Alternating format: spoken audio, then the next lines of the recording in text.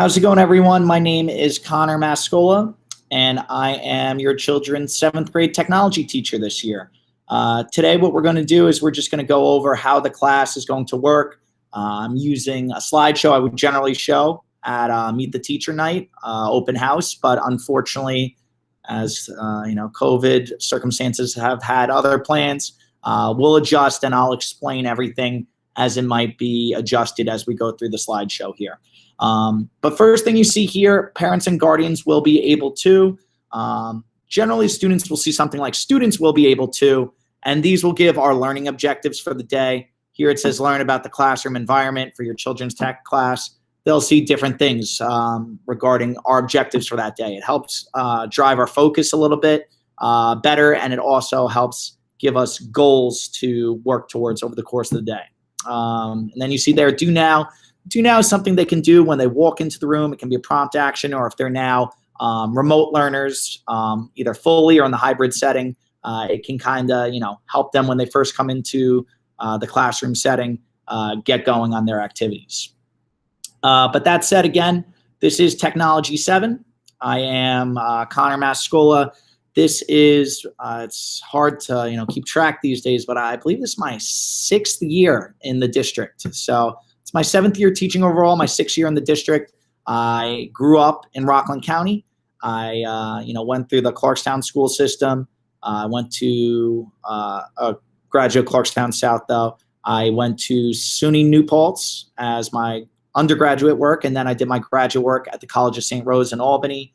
And then I came back and I actually worked at Clarkstown at Felix Festa Middle School for a year, and then I got hired a year after that at Suffern Middle School, and I've been very happy working here. I look to be here for the kids, but I am also here for you. Should you have any questions or comments, feel free to reach out to me whenever. You can always send me an email at cmascola@sufferncentral.org. I will do my best to monitor that as much as possible. But just some background about me. I obviously teach 7th grade technology. I also teach 6th grade technology occasionally, not this year. I'm also one of the primary 8th grade technology teachers in the building. So I wear multiple hats from that standpoint. At the middle school, I also run something called the Podcast Club, which is a club where students have the opportunity to learn and develop skills of broadcasting, audio, editing, and engineering, and creativity in terms of expressing themselves in a means other than writing or talking to someone personally. It's a way to vent, but it's also a way to share. It's a way to create. It serves multi-purposes, and it's really an awesome medium to get into both as a fan and as a creator. So I've always been a major advocate of that club with the kids, and it's open to 6th through 8th graders throughout the school. Don't have to have me as a teacher. So if they ever have friends or other people who are interested, I know sometimes 6th graders are looking for a club to do, feel free to send them my way, and we'll hopefully get that started sometime in middle to late October as the school kind of finds its bearings with the new hybrid learning format and everything with after school activities. I also am the JV boys basketball coach at the high school. That takes up a lot of my time. It's been a unique off season so far, but we look forward to hopefully getting back to that eventually. Okay.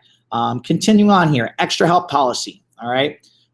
During free periods or lunch or after school by appointment, I am also available to help the kids now remotely. Okay. Through the Google Classroom, we can schedule a Google Meet. Send me emails, right? Make appointments with me when you're here for hybrid learning. These are things that the kids know about me. I never pushing them away. I'm always here for them as much as possible. So feel free to reiterate to them if they're ever having trouble with something to just talk to me, because it's my goal to help them. And I want to help them. So if they have an enthusiasm, they just want to do more stuff and have more time to work, that's fine. If they need additional assistance, that's also fine. All right.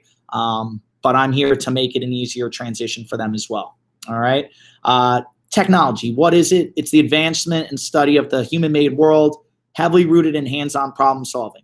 So it will be some, computer and design work. It will also be some physical work. Now, for the remote people, it's going to be more computer-based technology work. For people who are hybrid and in class occasionally, it will be a combination of the two. when we work in person, it will be very important that students are maintaining social distancing. They're wearing their masks. They're wearing gloves. I've instructed every student to have gloves, and make sure that they are, feeling, comfortable, but also protected, as we're in unique circumstance. So sanitizers also available, wipes to wipe down their areas. We're scaling back activities that would involve people, sharing the same items in class, and we're trying to accommodate the activities as much as possible. Okay, for the circumstances. So that said, we're still going to do our best to get through different concepts that we want to promote. All right, they're about to start this balloon propulsion activity. Our first problem-solving activity will do things like animation, introduction to computer-aided design software, and then some just other general problem-solving stuff. Maybe altered a little bit depending on the availability of time with our schedule and some of the restrictions of being in the room as much. But some additional projects we've done in the past: the balloon propulsion, we said, egg car, igloo project, making their own air car. There's some other things we add in there, but coding, we started off the year with. So there's a lot of stuff that goes into it, and technology isn't one thing. There are many things it is. We try to expose them at this age to the different things that are available to them. So I think that's what's important to stand out from our curriculum. But at the same time, we're doing it in a way where hopefully they're having fun, they're enjoying the experience, and they're having an opportunity to be somewhat competitive in a way where they're also triggering their mind to be an outside the box thinker. Okay, the grading breakdown here, we have 75% of our grade is going to be based off the technology related learning activities. Now, pretty much all the projects are going to be posted in the Google Classroom, so it's important for the students to continuously take a look at that. Rubrics, different sorts of teaching aids and materials for the students will be there. The other 25% of their grade is really going to be individual student responsibilities. Is the student participating? Participating doesn't necessarily mean, right, in today's world, that they're raising their hand and they're answering every question. Are they doing their work? Are they locked in? Are they showing up to class or the Google Meets on time? Are they actively engaged with the activities that we're working on? Are they being respectful? Are they responding to our buzzword, which is something we introduced to make sure remote students are paying attention. So all these things accumulate to be our grade. The biggest thing in a class like this is we embrace failure, not failure in the sense of getting a grade below 65.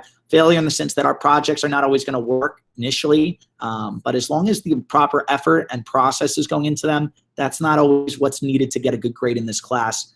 The effort and the tech-minded individual is the one who's going to really be embraced with their grade. So keep that in mind, and if anybody has questions on that, let me know.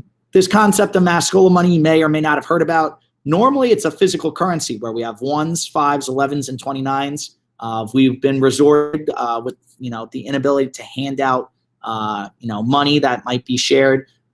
We have opened up a Mascola money bank account, debit account for every student. So as they earn Mascola money, it gets added into their account. There's going to be different prizes and rewards that they can earn at the end of the quarter with their Mascola money. There are also other ways to spend their money. We have our Mascola money chance wheel over here. We have different games and activities where they can participate with their Mascola money. We also have stocks. On Tuesdays, we have Mascola Money Stock Exchange, where they learn to buy and trade stocks. And this year, with what's going on with COVID, we thought it'd be even more important to introduce the Mascola Money cryptocurrency, which is Mascola coin, which is based around the price of Bitcoin. So one Bitcoin will have an equivalence to one Mascola coin.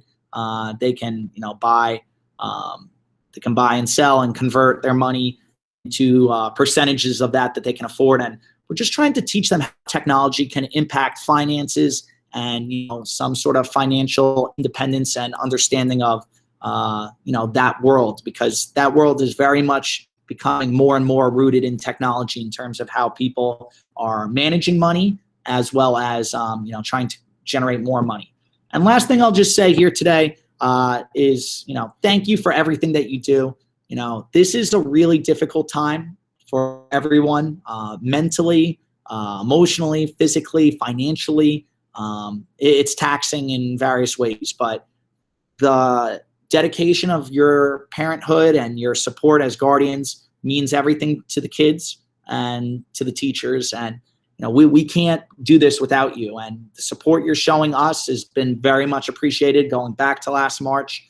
And I can guarantee you that I will continue to appreciate everything you do to help nudge that right direction, as there is more of an independence element that's being brought into middle school, for better or worse. So with that said, thanks again. If you have any questions, please reach out to me. I'm sorry that I didn't get to meet you all in person, but I hope this video will suffice as something positive for you all. All right. With that said, have a good rest of your fall here, and I look forward to getting to work with your kids over the course of this quarter and the next quarter. Thanks a lot. Have a good night.